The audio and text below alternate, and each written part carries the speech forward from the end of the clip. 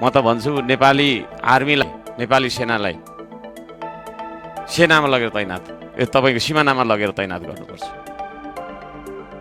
नेपाली सेनालाई